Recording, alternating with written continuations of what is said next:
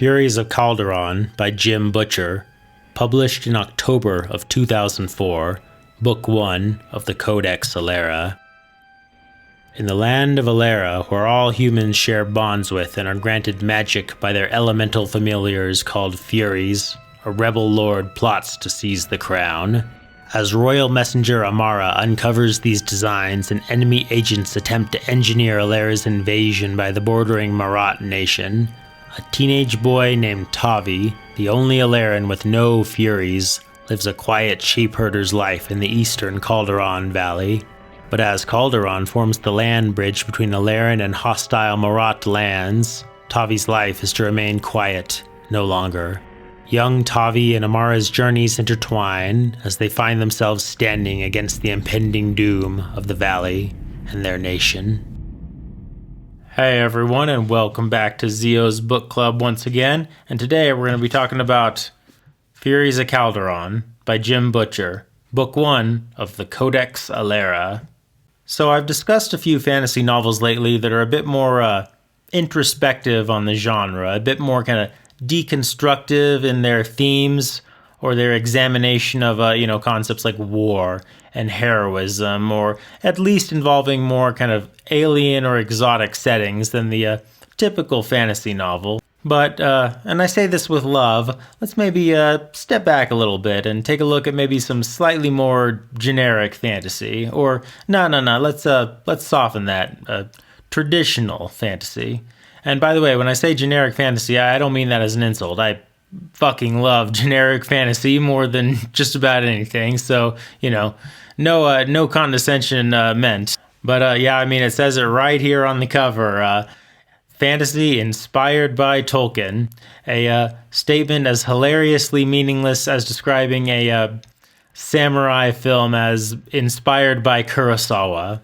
Or a space opera inspired by Star Wars, or a 2D side-scrolling platformer inspired by Super Mario Brothers. It's like, we know it's inspired by Tolkien. Thanks for the input. But all teasing aside, we definitely have some fairly kind of standard issue stuff here involving, on the surface level at least, we got medieval settings, forests and walled towns, a hero's journey, very traditional hero's journey, coming of age, rising to the occasion, elemental magic, orc stand-ins, plotting against kings, battles, sieges against cities, sword fights, giant spiders, and so on and so forth.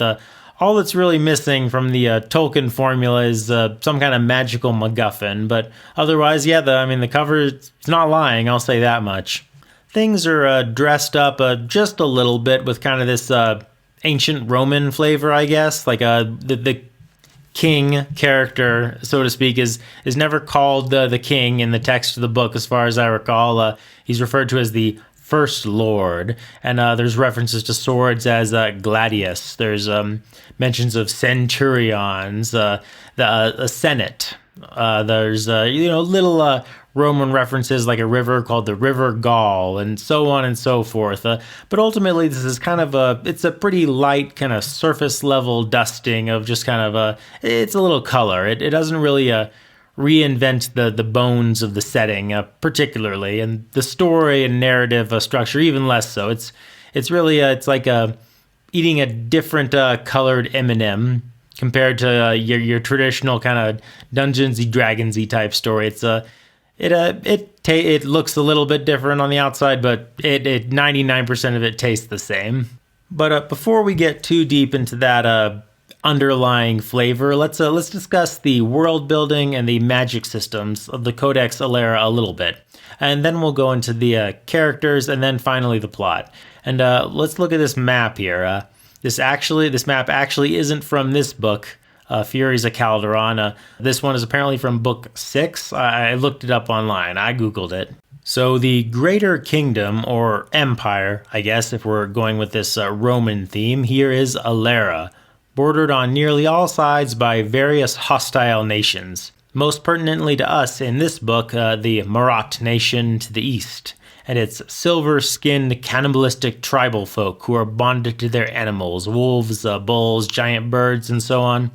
much as the Alerans are bonded to their elemental furies. Scattered about, you can see the various states or regions, or I don't know what they're officially called. We can call them states, each ruled by a High Lord who serves under only the First Lord, Gaius. But let's zoom into Calderon Valley, where about 90 to 95% of the book is set on this spine here between Bernard Holt and the walled border city of Garrison. To some extent, you could argue that Calderon Valley kind of fills the Shire role in this book. It's kind of where our young, naive protagonist comes from, and it's kind of a nature-heavy, rural, farmland-centric, distant from the capital sort of place. But while the Shire comparison certainly does apply, I'd say it's not entirely fair. Well, it's not unfair, but it doesn't quite tell the whole story, because there are definitely some differences. Unlike the Shire being far away from any, any threats or, any kind of darkness whatsoever, the geographic positioning of Calderon Valley, kind of guarding the land bridge into Alera from the Marat lands, actually makes it inherently a land where many are prepared for battle, are prepared to guard the homeland. There's walled cities, people are prepped and stationed for battle, and as the story starts, the Alerans and Marat haven't come to blows, actually, for, I think about 15 plus years, but it remains a possibility that the folk of Calderon remain prepared for. They have to. It's kind of part of the job of living in the valley. But maybe even more immediately relevant, unlike your typical kind of rural protagonist fantasy hometown, Calderon Valley is not an area that's lighter in magic in the rest of the world. Quite the contrary. It is a notably magic-dense region of Alera and the greater world, rife with powerful Furies and mighty magicians. So what are Furies?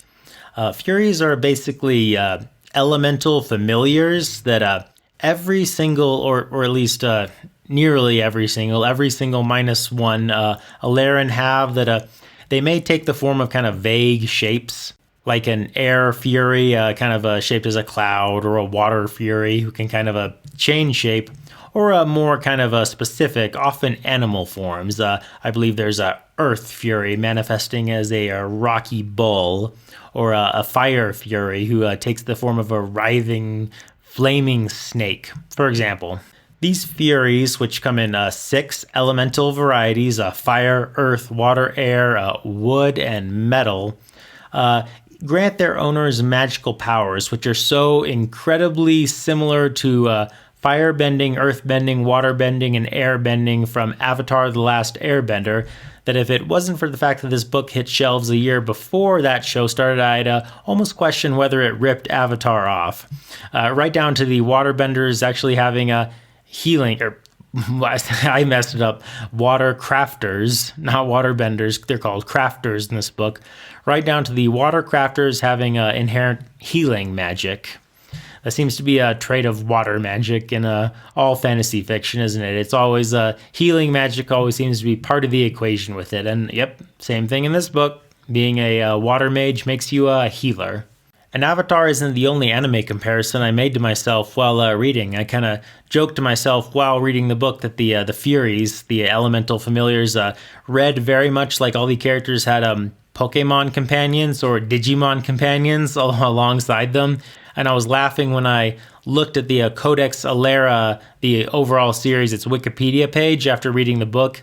And indeed, right at the top, it just literally straight up says that Jim Butcher, the author, based this series on a challenge from a friend to use Pokemon as the basis for a high fantasy series, because it does kind of feel that way. You can kind of tell while reading the book. They bring out their Furies and they send them to do attacks against their enemies. It very much reads Pokemon.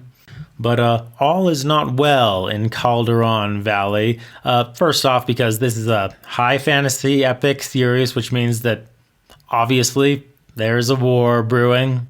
Can't have no high fantasy series without a war brewing, but more specifically for the purposes of this book's arc, because there's a boy without a fury, young Tavi, age 15, sheep herder and resident of Bernard Holt, a small town and farmstead led by his uncle Bernard. Now, the presence of this furyless boy might not sound like a particularly big deal until I clarify that literally every human being who lives in this world has a fury, and Tavi not having one is something the characters in the book react to with just utter, just hair blown back shock. They cannot believe it. It's not like our real world's equivalent of, missing a finger on one hand or having a missing eye or something like that to not have a fury. It's like people react to it like Tavi has no goddamn head. That's how bizarre it is that this kid doesn't have a fury. Now, despite his challenge, his disability, his furylessness, Tavi begins this novel with no particularly greater issue in his sheltered life than retrieving his lost sheep and trying to flirt with his favorite kitchen girl at Bernard Holt. But you will probably not be staggered with shock unless you're brand new to the entire fantasy genre if I were to tell you that Tavi gets wrapped up in events a little bit bigger than him and must rise to the occasion, find his courage, come of age, and do his part to help save the world from evil. I've discussed a few books lately and here on my channel, on Zio's Book Club, that for one reason or another had rather distinct or memorable protagonists. Just to name a few, you had Valen Al Sorna from Bloodsong, Kaladin Stormblessed from the Stormlight Archive novels, which I'm still in the middle of and enjoying. Lana from the Song of the Lioness Quartet, or Druss from Legend, and so on. And, well, I'm not really sure if I can say the same here, at least not in this first book. I don't know what's to come in the rest of the Codex Alera, but Tavi is pretty much your straight down the line Luke Skywalker archetype. Very little meaningful difference between the two characters whatsoever, except that unlike Luke, he doesn't deal with moisture farming. Here he deals with sheep farming. Very different stuff. But that's not to say that Tavi's not likable, just simple. In fact, I'd say that almost all of the good guys here are quite likable. This is certainly far less of a deconstruction in that sense than stuff like the fantasy novels by Joe Abercrombie or George R.R. Martin.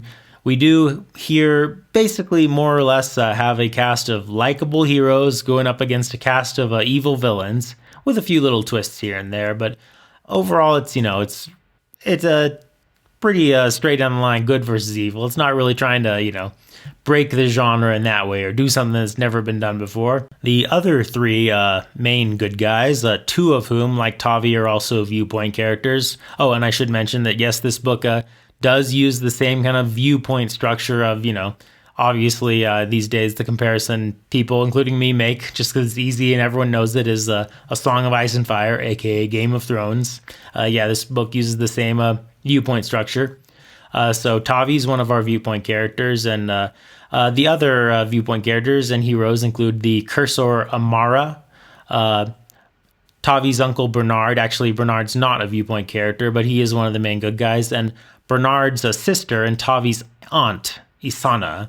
Amara is a windcrafter, and she's a young trainee cursor. Basically, think a cursor is kind of a messenger / spy / operative / general agent of the First Lord Gaius. And she's the one who uncovers the plot against Gaius and ends up on a kind of chase, one desperate step ahead of the bad guys' moves, trying to warn people and get Calderon Valley ready for the impending war.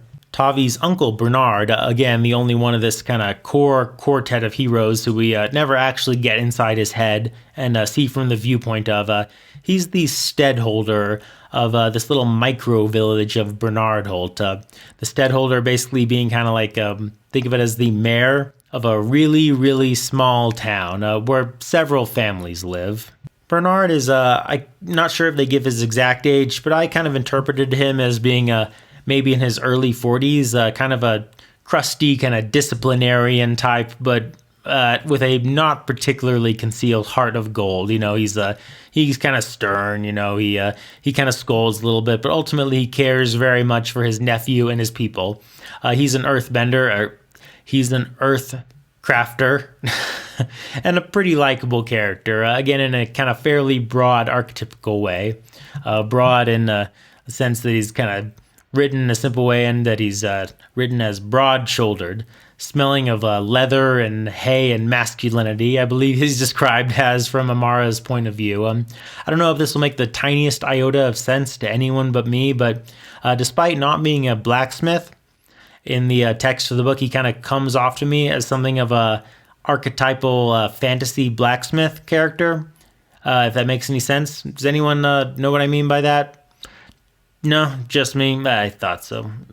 Just ignore everything I say about everything. Then there's Bernard's sister and Tavi's aunt, Isana, 40 years old and a powerful healer and water crafter. I'm not sure what her actual job is in the context of the novel.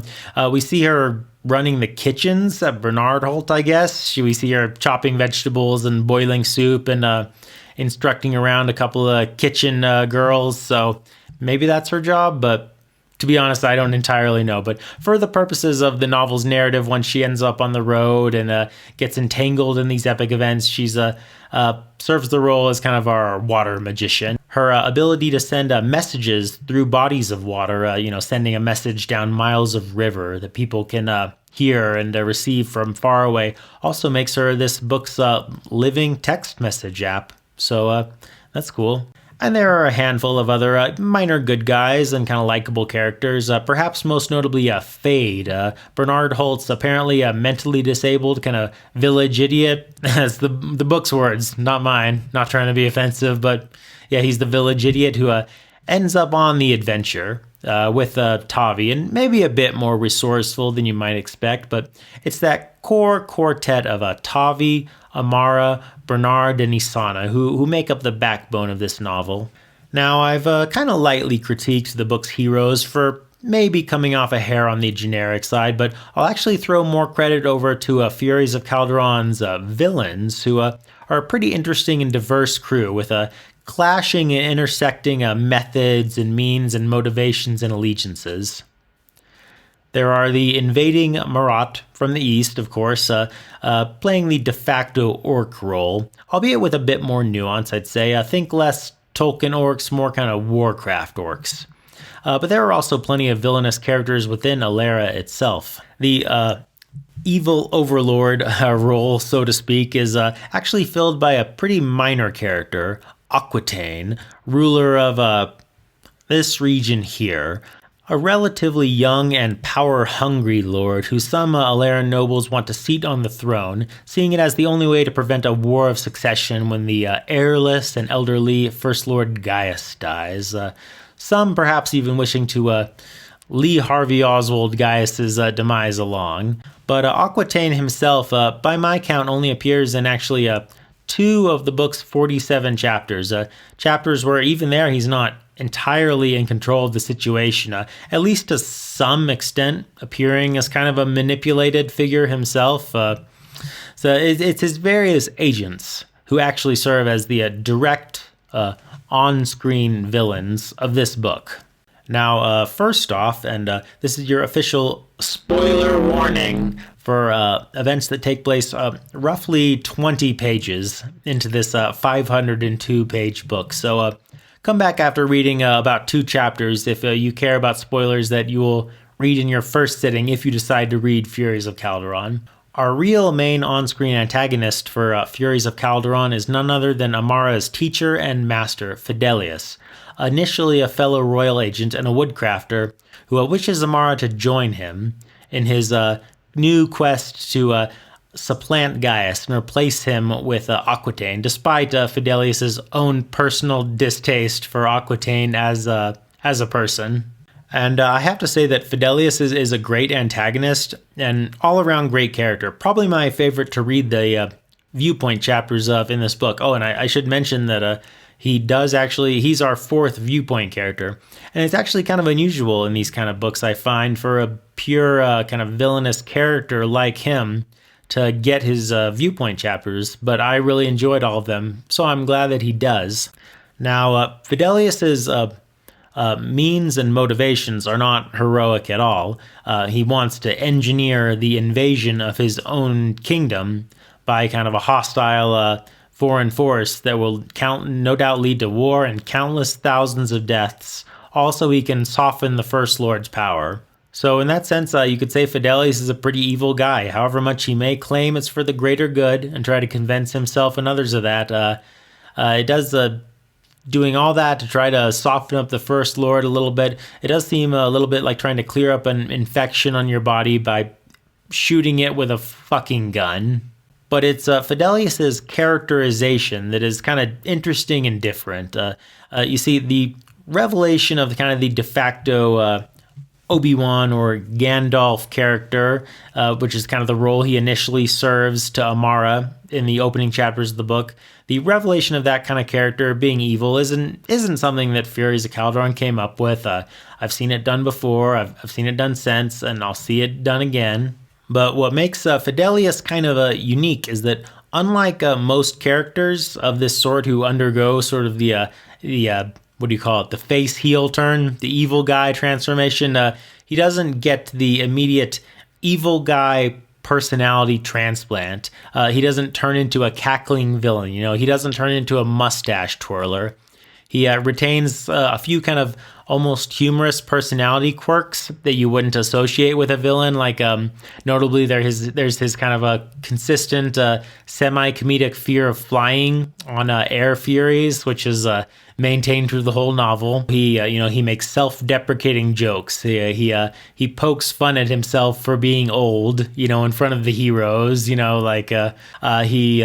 expresses a distaste for killing. He seems to not only genuinely like Amara, his pupil who he betrays and tries to kill multiple times through the course of the novel. He seems to like her more than his fellow villains. He certainly likes her more than Aquitaine, who he kind of sees as sort of a necessary evil, seating this boy on the throne from his point of view. And he seems to genuinely regret betraying Amara and doing the things he has to do. On multiple occasions, Fidelius does stuff like encourage a town he's about to attack and destroy to get the women and the children out of there. He basically pleads with the good guys on multiple occasions to, just give up, to not make him do violence. He's almost like an exasperated villain at points. It's sort of a weird, but almost kind of like a disturbingly likable, characterization for a villain. It's the farthest thing from like your traditional evil mustache twirler. Again, despite his plans as laid out being about as evil as any other villain out there. So it's an interesting tension. He's a character that contains contradictions. He's you never quite know what he's thinking, but he's not, setting out to do the evilest thing at any point he can. It's he's like just give up, just let me do my thing, please. Just stop. Relax. You need to relax. And so it's made for a really interesting and different antagonist who I enjoyed reading both from his perspective and from the perspective of the good guy characters in their viewpoint chapters whenever they would meet him. Fidelius basically heads up a classic kind of villainous trio consisting of himself as a head, a 7-foot-tall master swordsman named Aldrich X Gladius, or Aldrich the Sword, and Odiana, the Water Witch. Odiana has this kind of off-kilter, cooing, seductive, half-mad, non-sequitur speaking style that basically made me picture her as just Drusilla from Buffy the Vampire Slayer, the whole book. These characters, Aldrich and Odiana, I wouldn't say they're quite as memorable as Fidelius, but they're pretty good antagonists of their own accord, and they have a few interesting subplots that are on the go, maybe not quite the direction you'd expect. And that still isn't the entire villainous lineup. It keeps going. There's also Cord, Mayor, or Stedholder in the book's terminology of Cordholt, which you'll see here. Cord is a much smaller and pettier sort of villain than Fidelius or Aquitaine in his motivations. He has no desire to supplant the throne or rule Alera, or he's basically just in it to be the local bully of Calderon Valley. But what's kind of interesting about that is, despite his being the smallest villain in terms of the scale of what he's trying to do, he's actually in a lot of ways the darkest and most fucked up villain of the piece, which is saying something, seeing as the book happens to include a marauding tribe of cannibals who eat people alive. Basically, how can I describe Cord and what he does in the book? Picture like if instead of Farmer Maggot just wielding a farm tool and chasing Frodo and Sam out of his crop, instead he kidnapped them and took them to be tortured and raped to death in his murder dungeon. That's sort of Cord's role in this narrative. The seemingly minor hometown antagonist who is actually like insanely demented and fucked up as the book goes on, it turns out. Now, all of these antagonists, Aquitaine, Fidelius and his unit, the Marat hordes, Cord and his family, they are not, I should stress, not in any way all just one uniform evil unit all working together to oppose our heroes. They have their own conflicts, their own rivalries, their own fights within and with each other, and a lot of various subplots. And I have to give the author Jim Butcher a lot of credit for how well he lays this out, how clearly this is drawn, and how I never found it confusing. It's impressively done. Dizzying, honestly, to me, thinking about how he made it non-dizzying for the reader, and thinking about the big old whiteboard he must have had to keep all of these characters and their kind of conflicting rivalries and motivations straight. The lineup of villains I was very impressed by just the big spread of them and how well they all worked with and against each other and against our heroes. But despite all my yammer about the characters at this point, I would say that this really isn't a character study, at least not any more than any other epic fantasy out there. It's a character study in the way that we watch a character go through your pretty much typical Luke Skywalker hero's journey. But no, this is definitely more of a plot-driven novel, I would say, and even more specifically an action-driven novel. This is a very, very, very high-action book. The action begins with Amara's escape from Aldrich X Gladius's camp in Chapter 2, and I'd say the book is a third or so action scenes mixed up with the rest of being character and world building, up through about when a certain chase sequence begins almost exactly on page 200. And from there on out, I kid you not, 90% of the rest of the book is action scenes. Chases, fight scenes, duels, desperate struggles, assassination attempts, sieges, battles, wars, sneaking past guards, escapes, fighting giant spiders, swords, magic, canopies of arrows, flying down amidst people, airborne battles on sky furies, explosions, so on and so forth. This stuff is all almost comically nonstop and unrelenting for about 250 or more pages.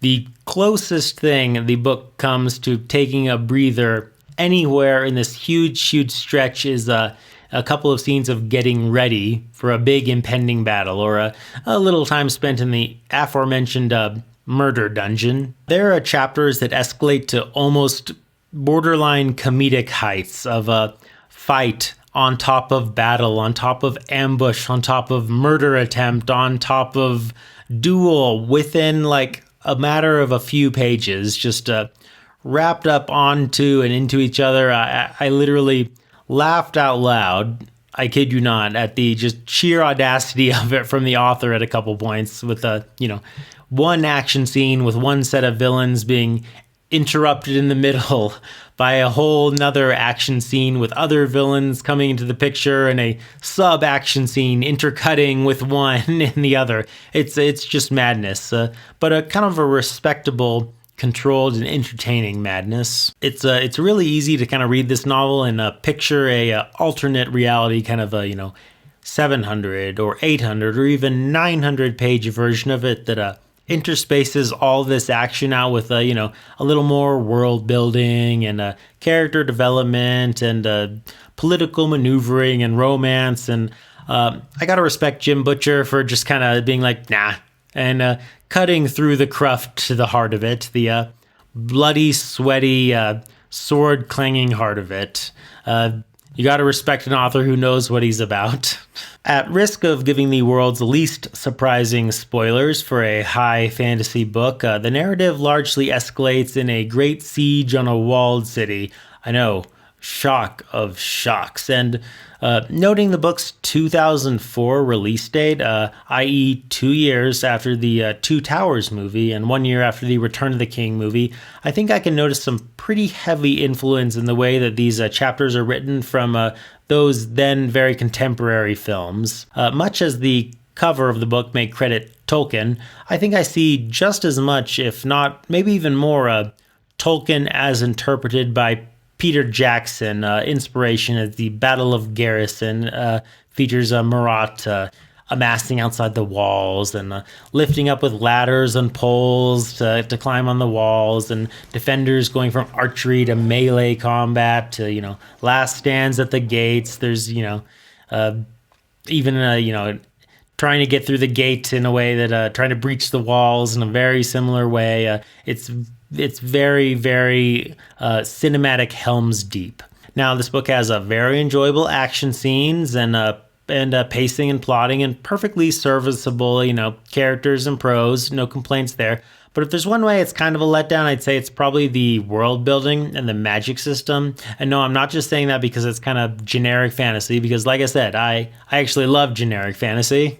But it's this whole Fury system, these elemental familiars, and how underdeveloped it feels and how underdeveloped they feel as characters. The characters' Furies don't really have any personalities whatsoever. I mentioned Pokemon and Digimon before, but these Furies actually all have far less personality than any of Ash's Pokemon in the Pokemon anime. With the book kind of forgetting about them pretty much the second that they aren't performing an immediate, usually combat-related action. They don't feel like companions the way they should to the characters, certainly not friends, just kind of like empty, sort of soulless extensions of the characters' magical powers. I can name Amara's Wind Fury, Cirrus, who helps her fly, but sitting here now, I just pretty recently finished this book and I could not name any of the other main characters' Furies with a gun to my head because they simply are not memorable enough or characterized enough or proactive enough.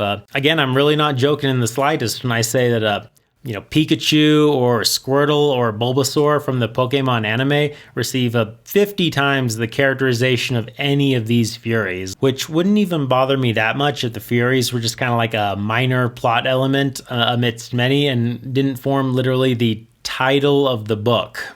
And that's just talking about the main characters' Furies. The more minor side characters and the extras, forget about it. And again, to clarify, the fact that Tavi does not have a Fury is considered intensely bizarre and freakish within the world of this book. Everyone, and I repeat, and I want to be clear about this, everyone in this world except Tavi has a Fury. Everyone, every king, every lord, every knight, every peasant, every soldier, every farmer, every ditch digger, every shoemaker, every baker, every whore, every slave, everyone in this world has a Fury, except Tavi. Everyone has a Fury. The book could not be more clear or specific about this fact. Yet, despite that, the book immediately seems to forget this fact about itself every time a Fury isn't like immediately on screen. Again, usually doing something kind of immediately action or battle related, like a description of like a room full of people in a tavern or an inn should have a bunch of Furies around also, right? Like I hate to keep going back to the same Pokemon comparison, but shouldn't it look like this? Nothing like this is ever described, not once, not even kinda sorta, until the plot directly needs it. Like, for example, a bunch of enemy aerial knights Eris they're called, all flying in a swarm to attack a town on their wind furies. But even within an action context, this also applies for like the big battle scenes. You would think that a huge war sequence, for example, with hundreds or thousands of defenders and attackers would also feature hundreds or thousands of fire, earth, wind, air, wood, and metal furies, all kind of taking shapes and, all shapes under the sun, from raw and writhing elementals to birds and monsters and animals, and all attacking alongside their human companions with magic and fire and air and water and rocks just flying everywhere as all the magic and monsters in the world are fighting. I mean, why wouldn't they? Because as I said, and I'll clarify again, every human being except Tavi has a Fury. Everyone. The book is explicitly clear about this fact. Yet the book instantly and completely forgets this fact anytime a battle begins, and people are just exclusively using bows and arrows and swords and spears and not their elemental magic and familiars at all. They're just forgotten about. Pretty much the only exceptions to this are occasional wind furies, people flying on them, as I mentioned in one scene near the middle of the book where a bad guy busts out his giant fire snake flame fury, which, is pretty cool. But shouldn't that be the case for every single fight and action scene in the entire book? Right? I mean, what gives? Why are the Furies part of the title of this book and part of its lore and part of what makes the main character so unique? Yet they're not present in so many scenes that they should be present in. It's funny. The title of the book suggests that the book is about Furies, but it's not really. I wouldn't say so. It'd be like if the Star Wars movies were instead called the X-Wing movies, right? Like, yeah, they're in there. They play a role, but it's not about them. I almost feel that, at least based on this one book, again, I don't know what happens in the sequels. Maybe all this gets fixed. I hope it does. But based on this one book, I feel like, I don't know, Calderon Valley would have been actually a more appropriate title than Furies of Calderon. And I would definitely say that that's my biggest problem with this book. I don't care at all that it's a generic fantasy. In fact, no, I do care. I would downright say that I care and I like it. Personally, just speaking for myself, generic fantasy is one of my comfort food medias, along with classic James Bond movies and classic side-scrolling platform video games. Those two things and generic fantasy novels, they're my happy place. I like them. I always have, and I will till the day I die. And I don't care at all that the book's protagonist, Tavi, or co-protagonist with Amara, I'd say, has a super traditional hero's journey arc. All that's cool with me. But I do care that the book seems to forget about and sideline its own kind of world building and magic system whenever it's in any way inconvenient to go about the effort to describe in the moment. Again, and I reiterate, I have not read the sequels, and maybe they fixed some or all of this.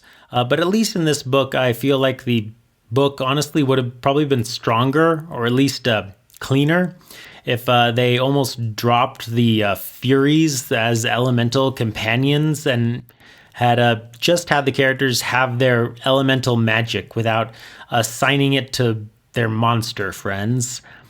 Although, honestly, thinking about it, even in that case, if the battles played out the same way and we still had the same rules that every human being has elemental magic, I would still be questioning why the thousands of soldiers aren't all flinging the elemental magic they all have at each other in battle. and are instead mostly using arrows and swords. So yeah, there it is. That's my big issue with Furies of Calderon. It makes the book kind of feel like it's sort of in conflict with itself the whole way through.